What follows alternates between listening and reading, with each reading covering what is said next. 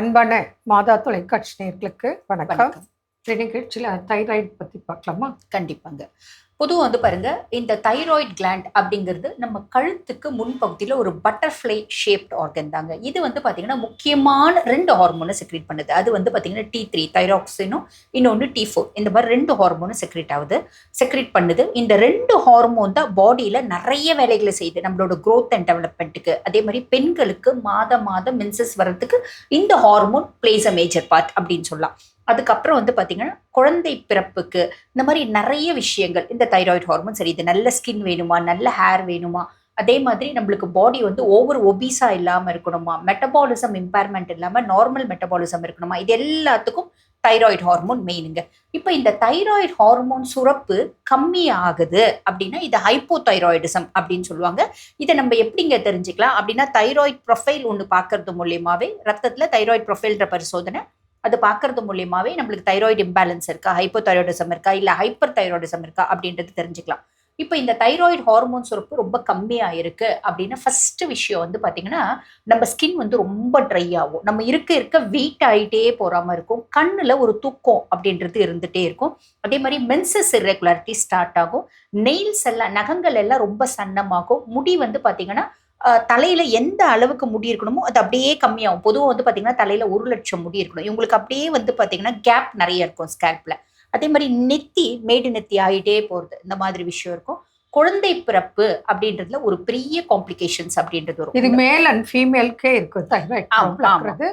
குழந்தைகள்ல இருந்தே இன்னைக்கு thyroid problem இருக்கு. ஆமா, இந்த மாதிரி எல்லாருக்குமே, அதாவது மேலுக்கும் இருக்கு, ஃபீமேலும் இருக்கு. ரொம்ப சின்ன பிள்ளைங்களுக்கும் பார்த்தீங்கன்னா தைராய்டு இம்பேலன்சஸ் அப்படின்றது இருக்க தான் செய்யுது. இந்த ஆயுஷ் சிஸ்டம் பிரகாரம் அதிகபட்சம் 6 to 8 monthsல பார்த்தீங்கன்னா இந்த தைராய்டு ஹார்மோன் சுரப்பை பார்த்தீங்கன்னா நார்மலைஸ் கொண்டு வர முடியும். இதுக்கு நிறைய பார்த்தீங்கன்னா மெடிகேஷன்ஸ் இருக்கு, டயட்ரி மாடிஃபிகேஷன்ஸ் இருக்கு, வாழ்வியல் முறைகள், உடற்பயிற்சி எல்லாமே சேர்த்து தான் பார்த்தீங்கன்னா நாங்க இந்த தைராய்டு. இன்னொரு விஷயம், நம்ம நாட்டில் தான் தைராய்டுக்கு மெடிசன் எடுக்கிறாங்க. மேலை நாடுகள்ல தைராய்டு கண்டுபிடிச்சிட்டா பல நாடுகள்ல டயட்டு பிளஸ் எக்ஸசைஸ் ஃபாலோ பண்ணிட்டு போயிட்டே இருக்காங்க. அப்போ எது இம்பார்ட்டன்ட்? டயட்டும் எக்ஸசைஸ், உடற்பயிற்சி. அப்போ மனநிலையும் உங்களுக்கு ஸ்ட்ரெஸ் இல்லாம போகும். அப்போ ஹார்மோனலி பேலன்ஸ் வராது. புரியுதுங்களா? சுரப்பிகள் தாறுமாறா சுரக்கிற வேலையே கிடையாது. புரியுதுங்களா? மனநிலை அமைதியா இருக்கும்போது உங்களுக்கு எல்லாமே நார்மலாக. அதனால தான் நம்ம முன்னோர்கள் சொல்லியிருக்காங்க, உடற்பயிற்சி, தியானம், மூச்சு பயிற்சி எல்லாம் சொல்லியிருக்காங்க. அப்போ உங்களுக்கு அந்த ஸ்ட்ரெஸ் லெவல் குறையும். கரெக்ட். புரியுறதோ? கூட டயட் ஃபாலோ பண்ணும்போது பேசிக்கலி இம்யூனிட்டி இன்க்ரீஸ் ஆகுது. என்ன விட்டமின்ஸ் மினரல்ஸ் பேலன்ஸ் ஆகிடுது. அப்போ எந்த குறைபாடும் இல்லாமல் போகிறாங்க. செகண்டு, இந்த தைராய்டு கண்ட்ரோல் இல்லைன்னு வச்சுக்கோங்க, உங்களுக்கு இன்ஃபெர்டிலிட்டி ப்ராப்ளம். அதே போல் ஒரு பெண் இருக்கா, அவருக்கு தைராய்டு இருக்குன்னா அவளுக்கு அப் டு டெலிவரி வரைக்கும் நம்ம தைராய்டு பார்த்துட்டே தான் இருக்கணும், மெயின்டைன் பண்ணிட்டு தான் இருக்கணும். கரெக்ட். கன்சீவ் ஆகிறதுக்கே தைராய்டு ஒரு தடை. ஆமாம். அப்புறம் கன்சீவ் ஆன பிறகு அது கன்சீவ் ஆகி அந்த கரு நிற்கணும், அது கலையாமல் இருக்க தைராய்டு மெயின்டைன் பண்ணணும்.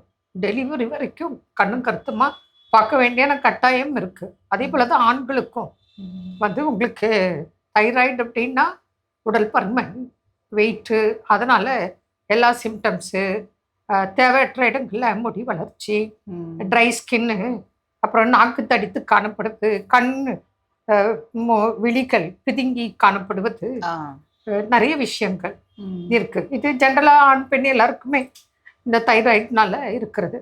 அது இன்றைய காலகட்டத்தில் சின்ன குழந்தைகள்லேருந்து எல்லாருக்கும் இந்த தைராய்டு ப்ராப்ளம் இருக்குது. இதை சரி பண்ணி கண்ட்ரோல் பண்ணி வச்சுக்கிட்டா பிரச்சனை இல்லாமல் வாழும் வழிமுறைகள் இருக்குது. அதுலேயும் இந்த டீனேஜில் ரொம்ப கவனமாக பார்த்துக்கணும் உடல் பருமனால. ஏன்னா இன்னைக்கு ஒபிசிட்டினால ஏகப்பட்ட பிரச்சனைகள். தைராய்டுனால ஒபிசிட்டினால இன்னைக்கு மூட்டு வலி, முதுகு வலி, டயபெட்டிக், ஹைப்பர் டென்ஷன், எல்லாமே இன்ஃபெர்டிலிட்டி, எல்லாமே தைராய்டு ஒபிசிட்டி எல்லாம் ஒன்றோட ஒன்று லிங்காக போகும்போது பாதிப்புகள் அதிகம். அதனால் தைராய்டாக கவலைப்படாதீங்க, கான்டாக்ட் பண்ணுங்க. ட்ரீட்மெண்ட் இருக்குது, எடுத்து கண்ட்ரோலில் இருக்கிறவங்க நிறைய பேர் இருக்காங்க, அண்டர் ட்ரீட்மெண்ட்டில் இருக்கிறவங்களும் இருக்காங்க. உங்களுக்கு தைராய்டு சம்பந்தமாக பார்க்கணுன்னா தொடர்பு கொள்ளலாம். மீண்டும் நாளை சந்திப்போம். நன்றி. அன்னை மரியே வாழ்க.